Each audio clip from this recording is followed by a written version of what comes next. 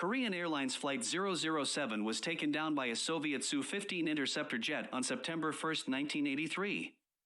While traveling between Anchorage and Seoul, the Boeing 747 deviated into Soviet airspace, carrying 269 passengers. When the jet was shot down, it was 320 kilometers off course, and the cause for the deviation is one of the most controversial in aviation history.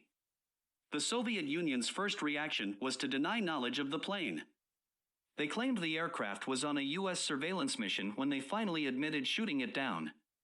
The Soviets had no evidence for the theory, according to a report published in the 1990s. However, the U.S. government's actions revealed they may have had something to hide. They urged that the International Civil Aviation Organization examine the crash instead of the National Transportation Safety Board.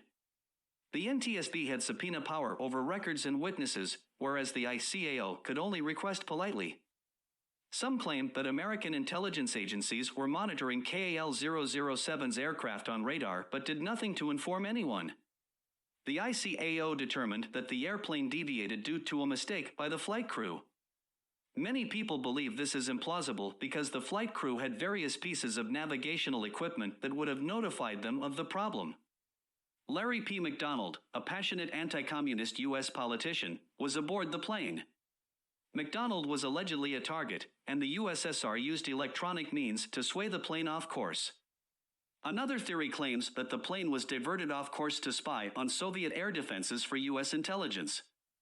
It's even been alleged that the U.S. orchestrated the plane's downing on purpose in addition to increasing anti-Soviet sentiment around the world. Yuri Andropov, the Soviet leader, described it as a sophisticated provocation masterminded by the U.S. Special Services. The Soviets were able to collect some footwear and a few small fragments of human remains, but no entire bodies were ever discovered. They also discovered and released a transcript of the cockpit voice recorder. Russia took 10 years to release the actual recordings. The victims' relatives are still fighting.